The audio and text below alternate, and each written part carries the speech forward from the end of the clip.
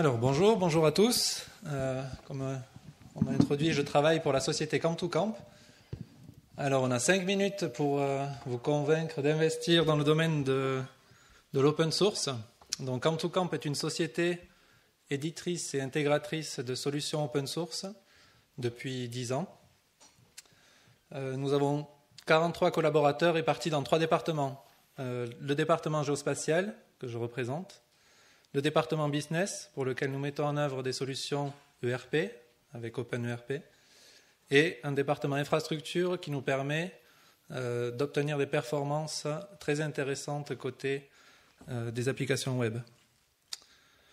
Alors, je suis ici aujourd'hui pour vous présenter l'avenir du web mapping selon notre vision de la communauté open source. C'est OpenLayers en version 3.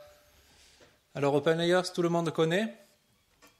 C'est la librairie JavaScript la plus fonctionnelle du moment. Cependant, élaborée en 2006, elle souffre un petit peu de par les lacunes technologiques qu'elle peut avoir à l'heure actuelle et le poids de cette librairie. Elle est utilisée, par exemple, en fait, pour le géoportail suisse et le projet Hot via OSM. Donc, l'idée, c'est de révolutionner un petit peu les choses par rapport aux nouvelles technologies et les nouveaux standards qui nous arrivent via le web. Donc, en fait, c'est un joli mélange entre du HTML5, du CSS3, la librairie WebGL et l'intégration de Closure. Donc, des nouvelles technologies pour de nouvelles perspectives et de nouvelles fonctionnalités pour vos projets. Donc, l'objectif du projet, c'est de proposer une conception plus élégante côté web, et aussi avec un enrichissement fonctionnel lié à l'intégration de HTML5.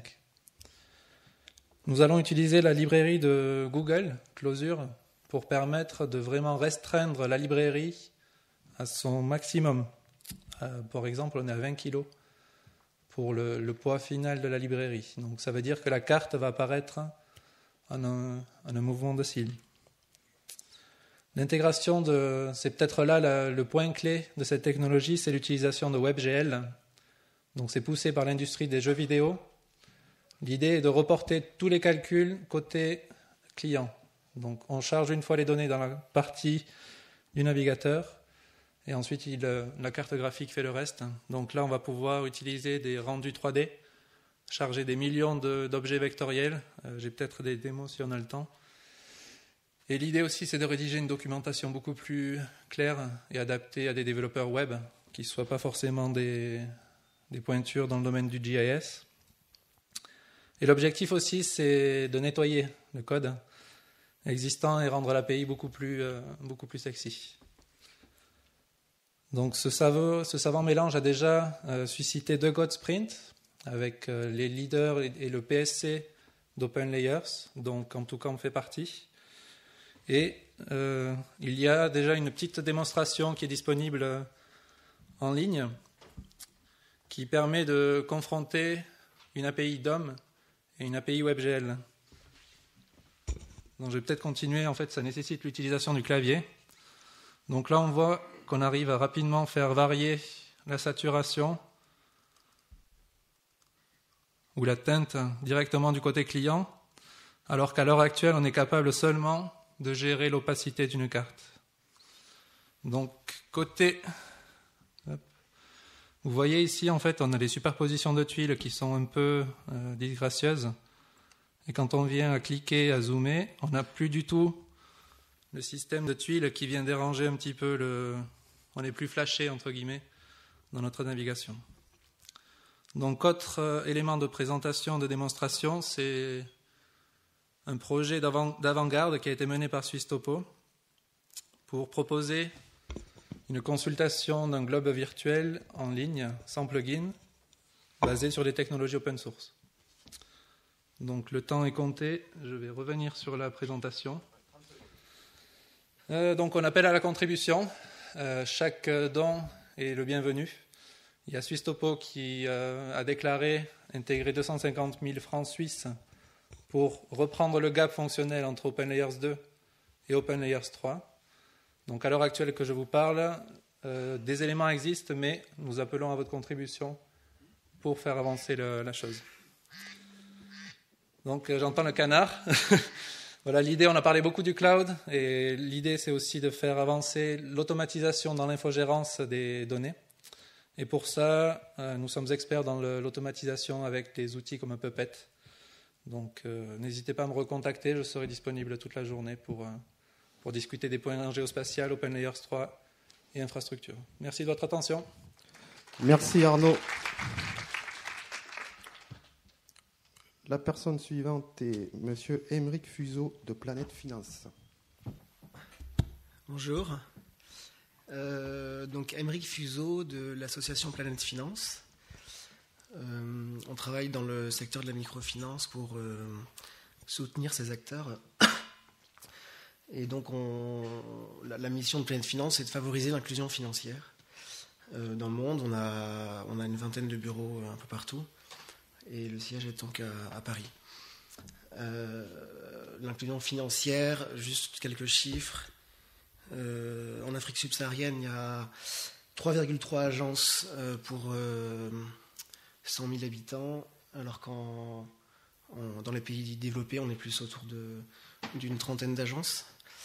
Et donc, ce qui fait qu'il y a à peu près 90% des gens qui sont exclus du système financier formel dans les pays de l'Afrique subsaharienne. Et en France, on est plutôt à l'inverse, quoi. Donc du coup, l'idée c'est de se dire que un des problèmes de l'inclusion financière, c'est la proximité des agences avec les clients.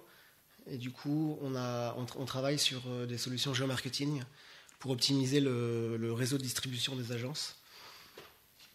Donc dans le cadre de 2 projets, je ne sais pas comment on peut faire. Voilà. Dans le cadre de 2 projets, un en Égypte. On travaille avec la Poste égyptienne et une grosse institution à Alexandrie. Donc pour permettre aux clients de l'institution de microfinance de pouvoir débourser et rembourser leurs crédits dans les agences de la Poste.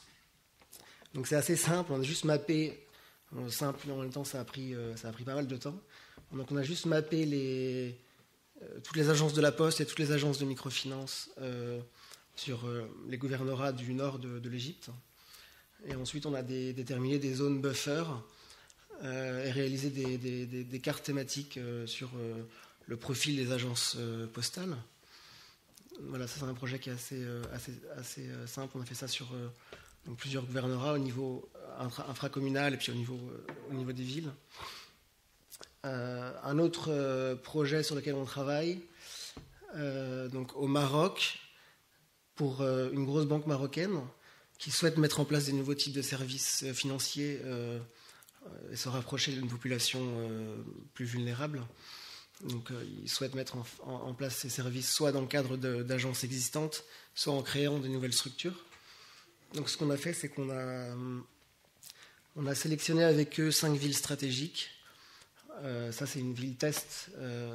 Donc, c'est pas une de leurs villes stratégiques, mais ça a permis de lancer le terrain.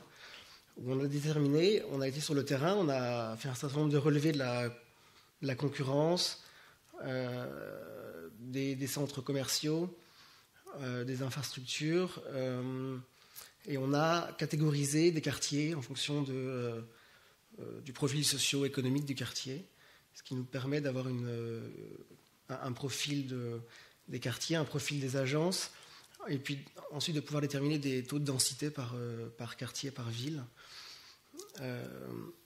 Donc c'est assez long, je ne vais pas rentrer dans le détail parce que c'est un peu complexe, mais au final, donc l'idée c'est de pouvoir déterminer le nombre d'agences à créer par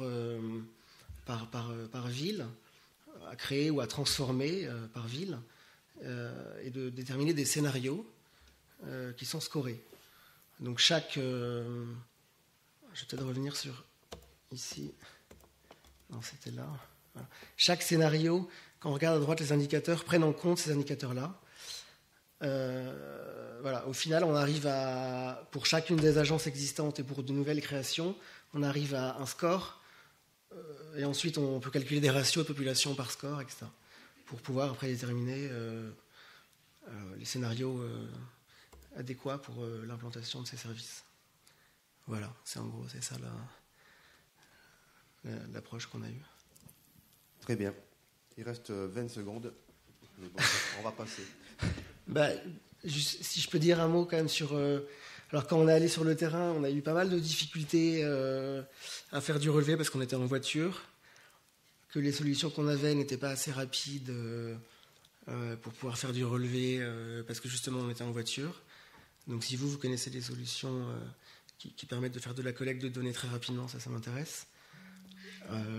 Voilà, après on avait utilisé Arc Mobile sur un pad. Je sais que maintenant on a essayé aussi, on a utilisé aussi l'appli ArcGIS, enfin qui a priori est assez rapide et qui pourrait fonctionner, mais voilà, je pense qu'il y a peut-être aussi d'autres solutions. Voilà. C'était ça le challenge un peu sur le terrain. Merci Aymeric Fuseau.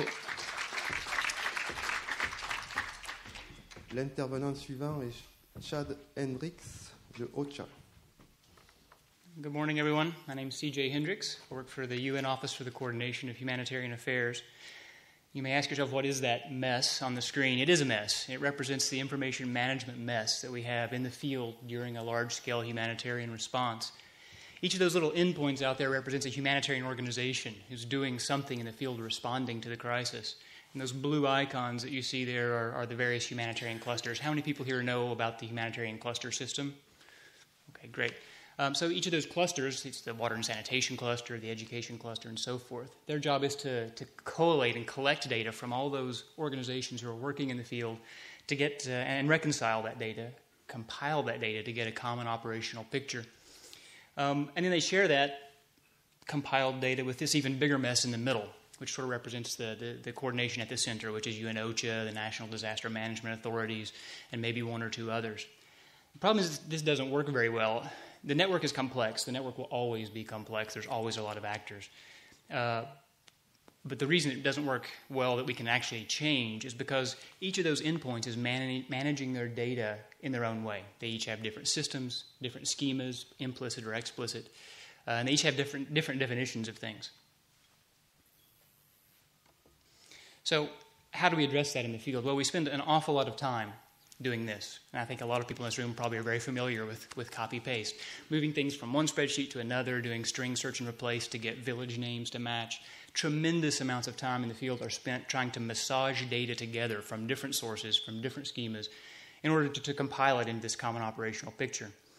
That time would be much better used analyzing the data, mapping the data, making the data more impactful to decision makers.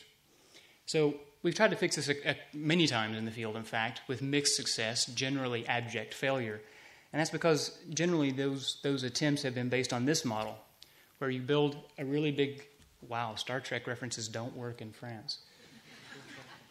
You build a big system and you try to assimilate everyone into your system. I learned something about France just now. So that can't work for a variety of reasons, mainly because most of the actors in a really large emergency have never had contact with the humanitarian system before the event. There's no time to train them or bring them into some large system. This can't work for that and a variety of other reasons. So what are we proposing? Well, we're proposing a system where all the humanitarian actors continue to manage the data using their system. 80 or 90% of the time, that's an Excel spreadsheet. That's fine. Keep doing that. Don't change what you're doing. But we want to get that data published, liberated off those laptops in the field, into linked open data triple stores. Now, I put that in there for those of you who are techies and care about linked open data, where that is the approach we're using. Just think of that as a big database in the sky. And then once the data is there and in a standard format, of course, anyone can query it. The donors can query it for what they need. OCHA can query it for what it needs. Individual actors can query out what they need for operational planning. But that's the easy part. All that stuff on the right, we basically had that up before we even had the project started, right? That is not the hard part. The hard part is this automagical bit in the middle. That's where we're really working. So what we've proposed, what we're building, is the humanitarian exchange language. It's been mentioned a couple of times already today. And that's basically an open standard for sharing operational humanitarian data. It's also the tools that are needed to move the data from these laptops and into that and standardize it and move it into those linked open data triple stores. So where are we with the project? Very quickly, we actually have the standard built. It's online. I'm going to show you a link. This is just a couple of bits to give you the flavor of it. It knows how to talk about geography. It knows how to talk about date and time and metadata, those sorts of things. In terms of operational humanitarian data, it knows how to talk about the affected persons numbers. How many refugees, how many IDPs, where are they, where did they come from, and so on. The cluster-specific information domains are the next thing we need to add. We've also built a tool. It's just a prototype at the moment, but it's working fairly well. It'll ingest any spreadsheet and walk the user through creating a reusable translation from their spreadsheet, their data management system, to the Hexel standard, and then push that data out to the Hexel repository. And then, of course, we've built a little dashboard that queries that data and does things with it that decision makers care about. It makes graphs, it makes dials move, the typical sort of dashboard things that actually make the data digestible to decision makers. That's really all I have time to tell you about right now, but we hope that you think Hexel is a project that can help improve the information management mess we have in the field, and that you'll want to engage with us to help us develop the standard and develop the tools that make it work. Thank you very much. Thank you. La personne suivante est Clotilde de Montpellier de Eurosense et Malareo, son projet en cours. Bonjour, je m'appelle Clotilde, je vais présenter le projet Malareo pour lequel je travaille pour le moment, qui est un projet financé par l'Europe qui dure 2 ans, qui fonctionne en consortium. Donc on a des partenaires africains et européens, avec des utilisateurs qui sont les programmes nationaux du contrôle de la malaria, puisque Malareo, vous l'aurez compris, c'est lié au contrôle de la malaria. Alors juste quelques chiffres pour le contexte. 225 millions de cas annuels de malaria à travers le monde, dont 212 millions en Afrique, avec plus ou moins 800 millions de morts, dont la plupart ont moins de 5 ans. Ce sont des chiffres de l'Organisation mondiale de la santé. Ici, on a repris une carte de l'Atlas africain des risques de la malaria qui montre en fait la distribution de la transmission stable de la malaria. Donc on voit que cette zone, dans l'Afrique australe, il y a beaucoup de pays où la malaria est endémique. Donc en fait, au plus c'est rouge, au plus les facteurs climatiques sont favorables à une haute transmission de la malaria. C'est là en fait que ça devient intéressant pour nous, qu'on s'est dit que le Earth Observation, donc l'observation de la Terre, pouvait aider dans la gestion et le contrôle de la malaria. La malaria, je pense que tout le monde connaît. En gros, sa distribution est liée aux habitations de la population humaine, du vecteur, donc du moustique, de certains facteurs climatiques, donc par exemple l'eau de surface dans laquelle le moustique se reproduit, l'humidité dans laquelle il survit, donc le vecteur survit. Et alors, le taux de développement des moustiques est aussi très fort lié à une température. Alors voilà notre zone d'étude, donc une partie du Mozambique, du Swaziland et de l'Afrique du Sud, qui sont des zones avec des développements de malaria différents. Donc par exemple au Swaziland, ils sont en phase d'élimination. Au Mozambique, c'est plutôt la crise, ils ne sont pas du tout en phase d'élimination. Et alors en Afrique du Sud, eux sont en pré-élimination. Alors ça, c'est le cœur du projet. On a plusieurs objectifs qu'on a essayé de placer dans le temps. Le premier, c'est avoir une vue claire sur les capacités et les connaissances qui existent dans le domaine, donc chez les bénéficiaires et chez les programmes de contrôle national de la malaria, et d'identifier leurs besoins en termes de SIG, de cartographie, de télédétection. Ensuite, de créer un catalogue de services et de produits et de leur fournir sous les formes qui leur convient le mieux. Et alors enfin, d'améliorer leurs connaissances et leur capacité à utiliser toutes ces informations. Rapidement, donc pour le premier objectif, on a réalisé un questionnaire. Et donc, on s'est rendu compte... donc le questionnaire a été soumis aux personnes qui travaillent dans les programmes de contrôle nationaux de la malaria.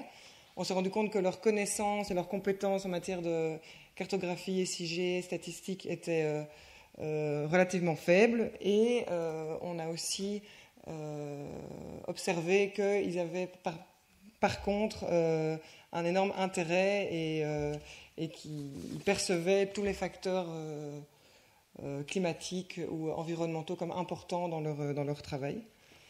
Donc en sachant tout ça, on a créé notre catalogue de produits. Je ne vais pas tous les passer en revue, mais enfin bon, il y a les classiques qui sont les cartes de population. Ils gèrent la malaria en vaporisant des insecticides dans les petites huttes.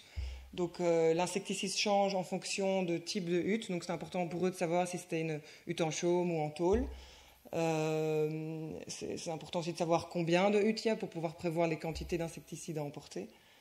Alors après, ils étaient aussi intéressés évidemment par les endroits où sont les petites flaques, les eaux stagnantes, les eaux coulantes, etc. Oui, ça je vais passer. Donc la zone d'étude, on la voit sur la carte à droite avec, on voit pas très bien, mais donc en jaune la couverture des rapidae et en bleu les zones à très haute résolution. Et c'est là qu'on a essayé de donner des données de population très précises. Donc ici c'est à titre d'exemple. On a essayé de cartographier les habitats de manière automatique avec un logiciel qui s'appelle Ecognition Defiance, si vous connaissez. Donc via une méthode orientée objet. Et on l'a confronté à une cartographie manuelle. On a digitalisé donc, dans les mêmes zones. On a essayé de voir s'il y avait moyen d'utiliser l'automatique dans toutes les zones.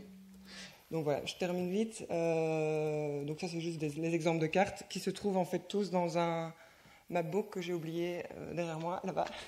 Enfin, qui est en fait un catalogue qu'on leur fournit. On leur fournit aussi les shapefiles sur un site internet, sur une géoplateforme. Et voilà, donc ça c'est le land cover, c'est juste à titre d'exemple.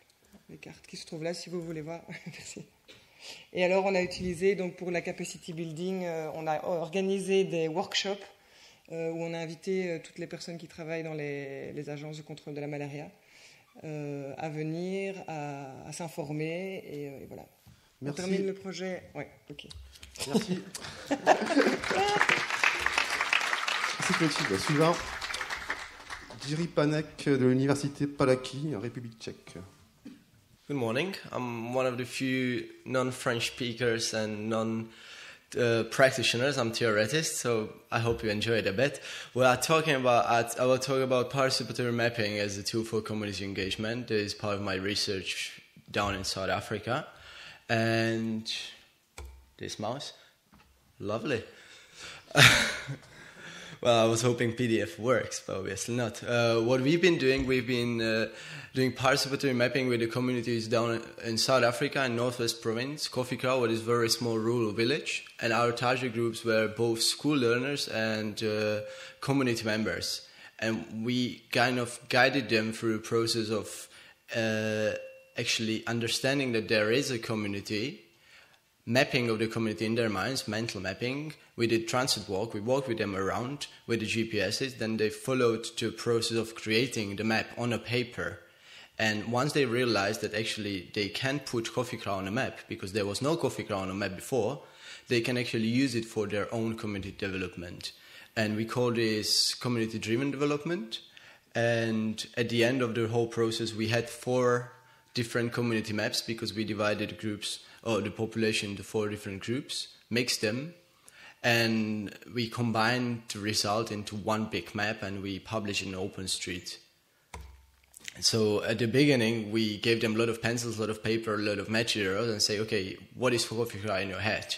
And at the end, we had a little, kind of big sketch of Kofikra, mainly the center. So we asked them, okay, let's walk around and have a look on the aerial photograph. And people realized, oh, my house is on a picture. Someone flew over my house and made a picture of my house. And that was really a revelation for them. They say, okay, I am already on a map, but I want to add more information to that map. So we kept working with them for the whole process. The process took 4 days. And at the end of the 4 days, we had not just only this map. There was a bit bigger process, but we had 4 maps like this. And the community itself decided, okay, it's perfect to have a map on a paper, but we can't take this map and talk to the government officials. we need something, let's say, more, they call it expert. So we introduced the OpenStreetMap mapping for him. And this was the coffee crowd on the OpenStreetMap before we started, and a comparison with Google. Yeah, well, there was really no coffee crowd on the map before. And 2 days later, we managed to put Coffee Crow on the map together with the local volunteers and the school learners and the teachers.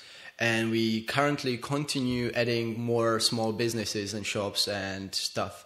And this is how Coffee Crow looked yesterday when I took a screenshot. It's not something that is very innovative, and it's not really rocket science.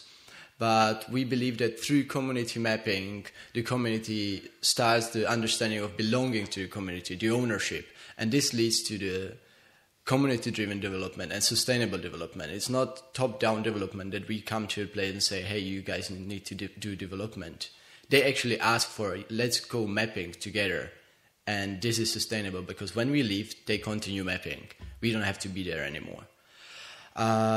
If you guys do something similar, I would love to hear about it, but we have last 37 seconds, I guess. So this is my email. Please email me. I'm really looking forward to hear more because obviously I'm the only person doing this in my university and no one wants to talk to me. Thank you. Thank you very much. Very interesting. La personne suivante, c'est Monsieur Jean-Thomas Rouzin de WebGeoService. Bonjour à toutes et à tous. J'ai 5 minutes pour vous présenter, vous représenter une démonstration de l'utilisation du cloud, voilà, vu par WebGeoService. Parce que hier, donc, on a plutôt parlé en règle générale de l'apport du GeoCloud dans vos activités. Là, je voulais rentrer un petit peu plus en détail en 5 minutes pour vous montrer comment vous êtes, vous en tant que producteur d'informations, producteur de cartes, vous allez pouvoir rapidement les partager et créer des communautés d'utilisateurs. Alors, tout fonctionne sur le web, donc en effet, il faut une connectivité Internet pour accéder au service. C'est de toute façon un préalable pour communiquer avec beaucoup de personnes, se partager des supports numériques comme des CD, des DVD, etc. Ça peut marcher qu'entre quelques personnes. Ici, on va essayer de se mettre en relation avec beaucoup d'utilisateurs dans votre organisation et à l'extérieur. Donc, le principe, c'est qu'on essaie de fonctionner, c'est l'idée qu'on essaie de développer, de fonctionner comme un YouTube cartographique.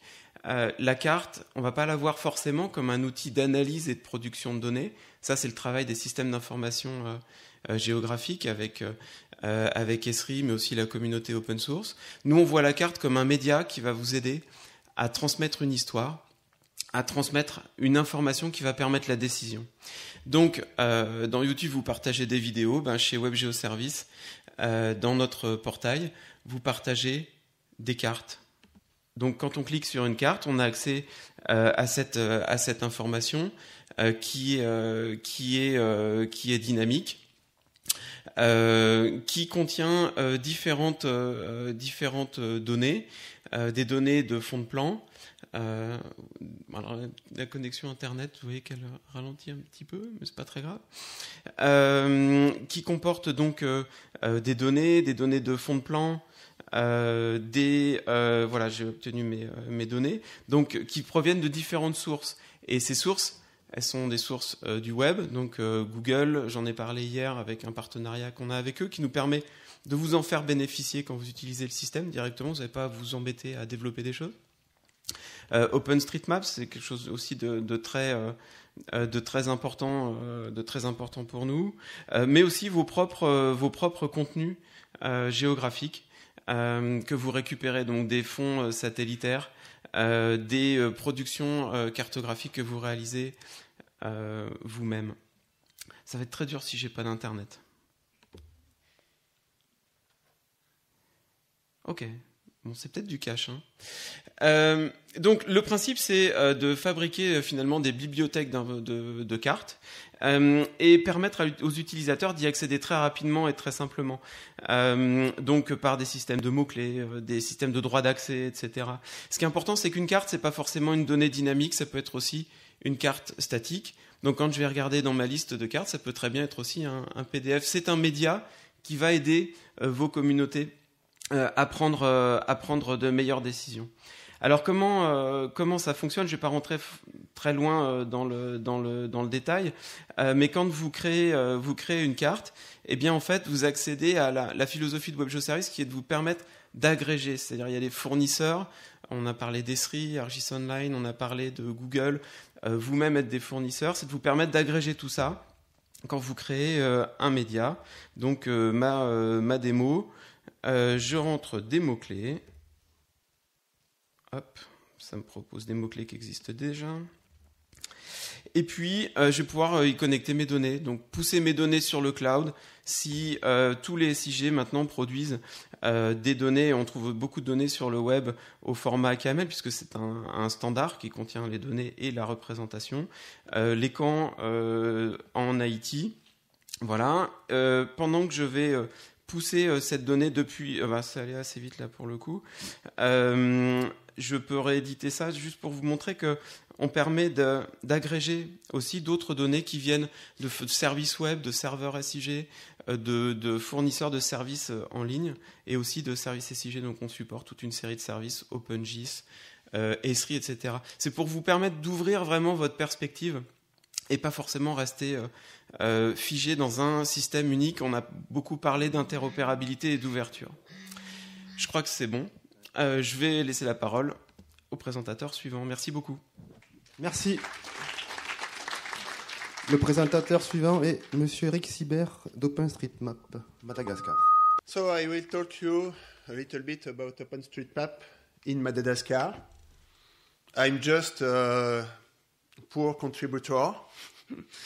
I'm not a member of OpenStreetMap Madagascar because there's no OpenStreetMap organization in Madagascar. We'll talk about my experience.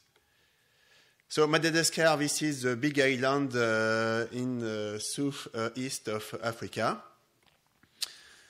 The size is slightly larger than France and with about 20 million of inhabitants.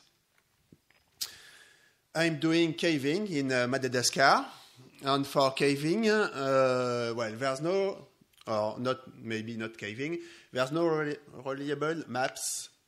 So the idea is do it yourself. So I think I have to do myself the map, but it's quite difficult to make the map for all the country.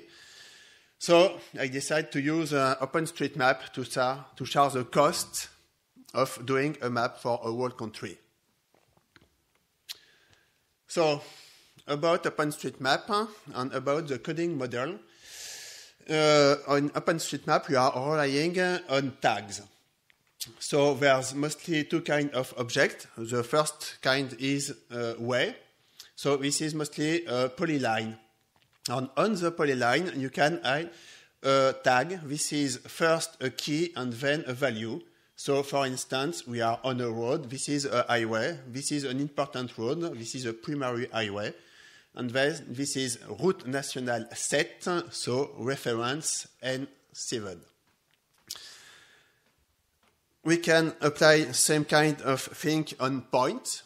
So for this point, you see there's a milestone just near the road. So on this point, we add this is a milestone on highway, and we are at the kilometer 733. What is important is that this is an open tag model, so you can add whatever you want. For instance, we are on another national road, and this road does not have hard surface, so we put surface unpaved. So what is important in such case is documentation, so everybody work in the same direction.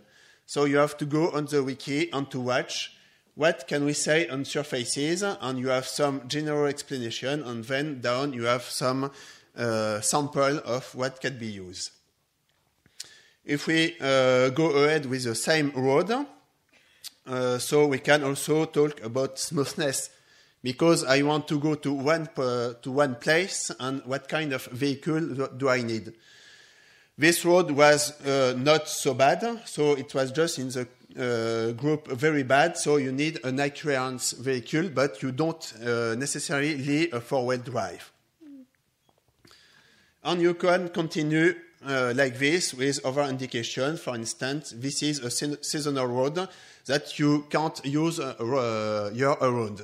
It's closed between December and May due to the snow. Sorry, too fast.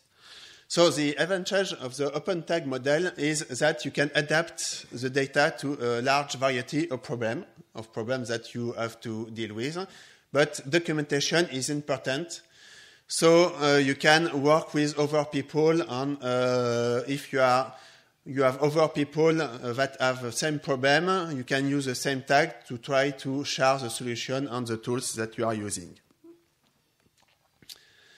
For the case of Madagascar, until the beginning of the year, there was no high-resolution satellite view available, so only field contributor with GPS can improve the map. And so you can see at the beginning of the year about 50% of the national network road was available.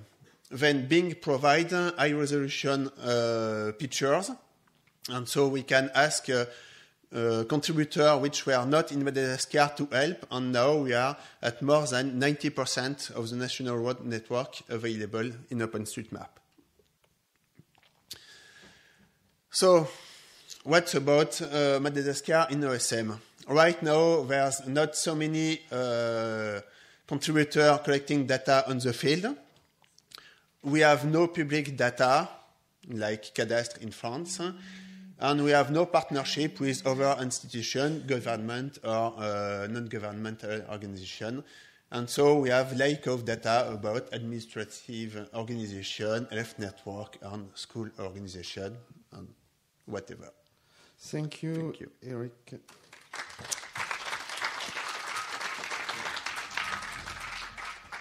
Next is James Kane from GeoVantage.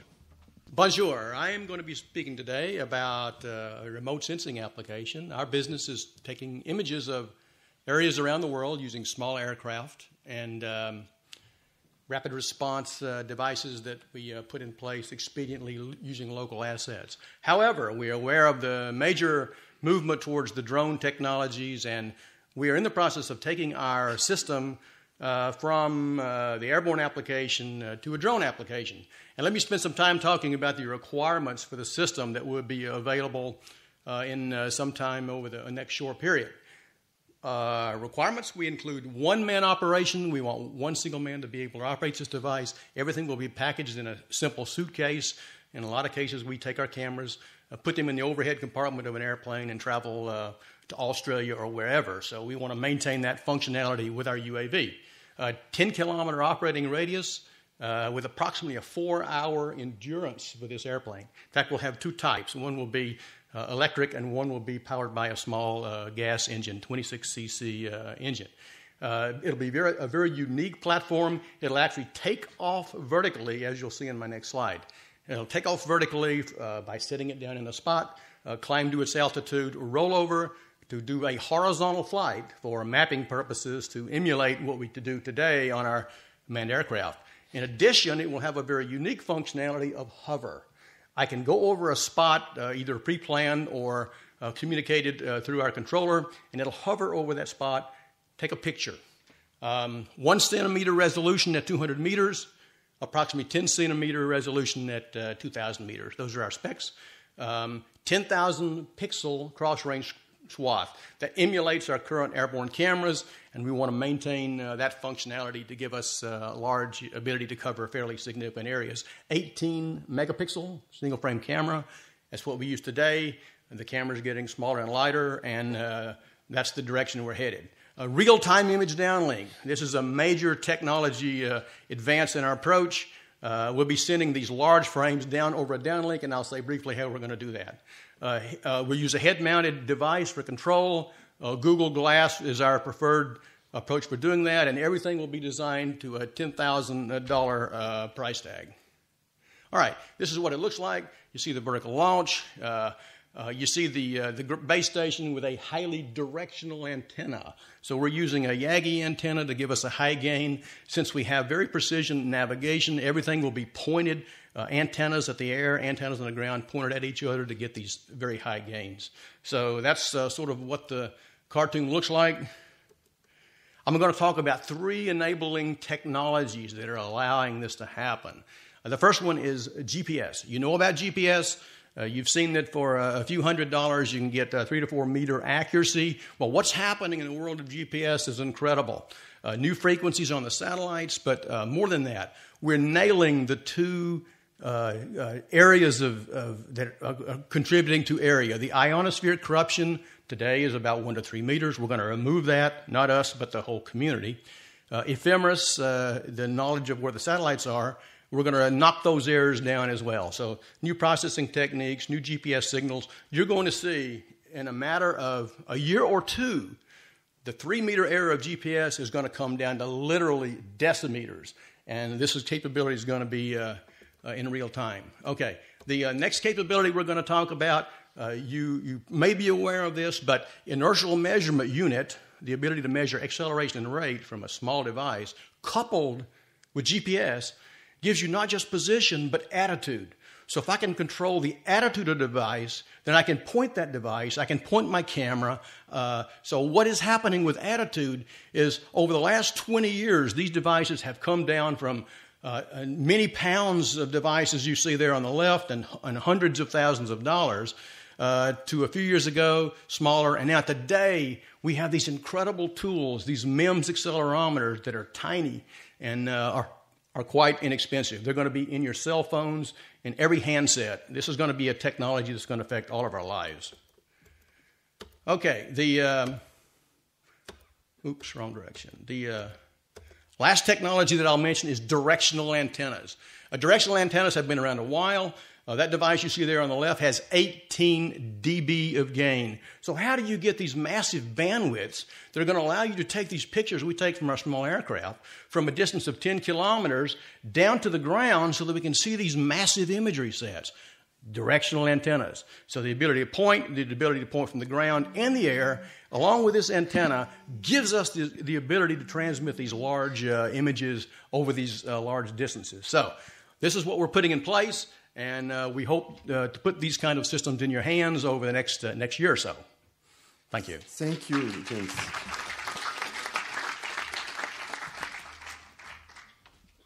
Et pour terminer, Ludovic Boyer de Carte ONG. Bonjour à toutes et à tous.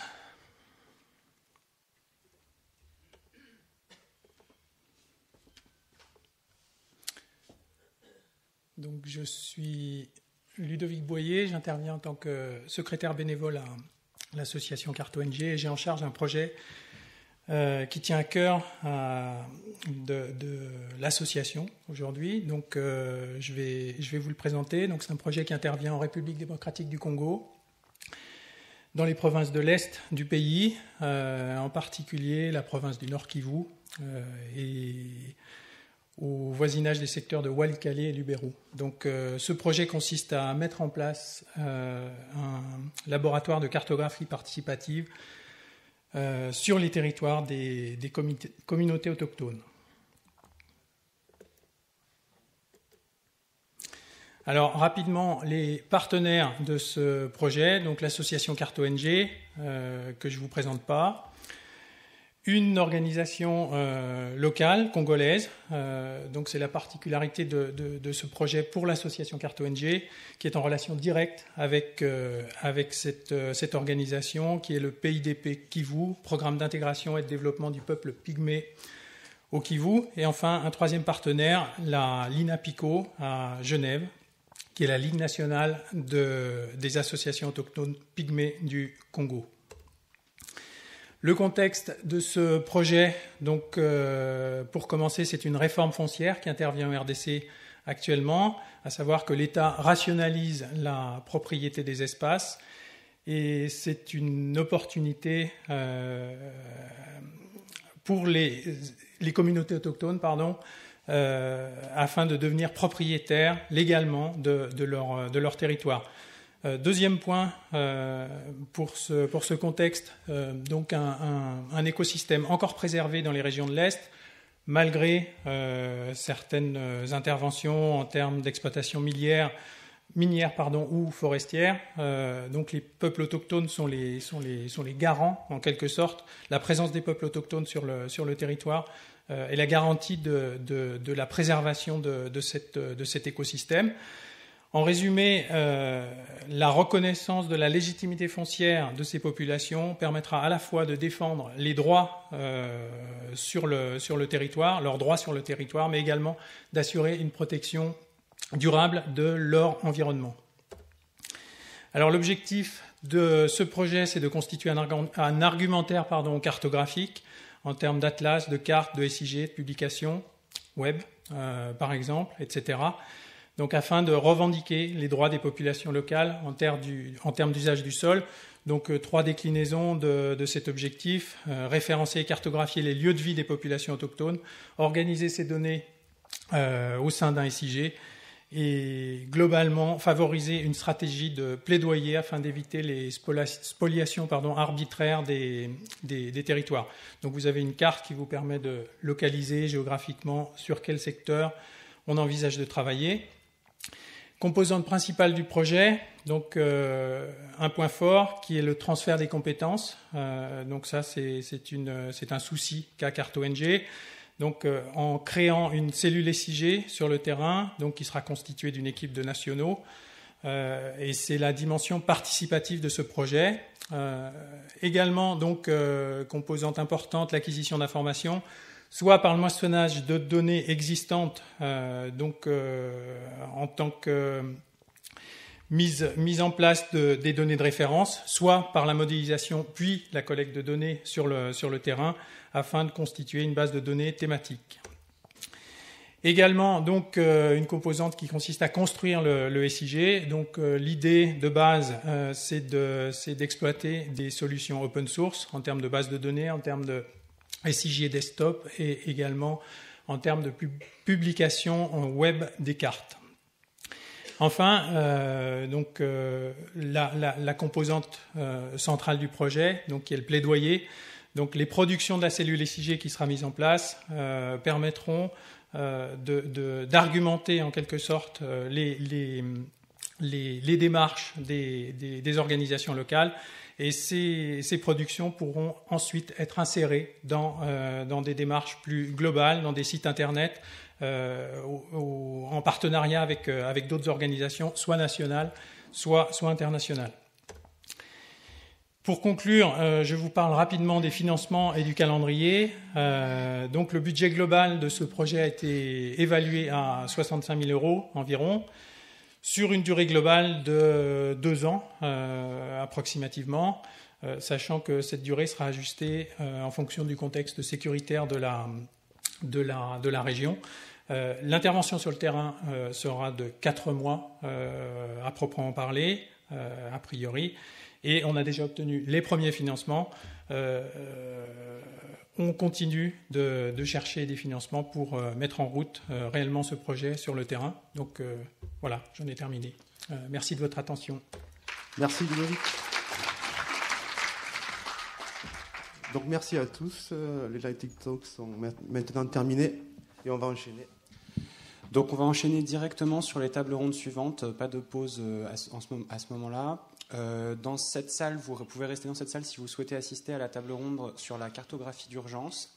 Si vous souhaitez assister à la table ronde sur les sites pour le développement avec la thématique environnementale, c'est la petite salle à droite, la salle D. Et la table ronde sur les nouvelles technologies d'imagerie aérienne, donc ballon drone, satellite, etc., sera donc dans la grande salle en sortant, la salle A, donc à droite. So we're not going to take a break now because we don't have time. We're a bit late on the schedule. So if you want to attend the roundtable on emergency mapping, it will be here. So please stay.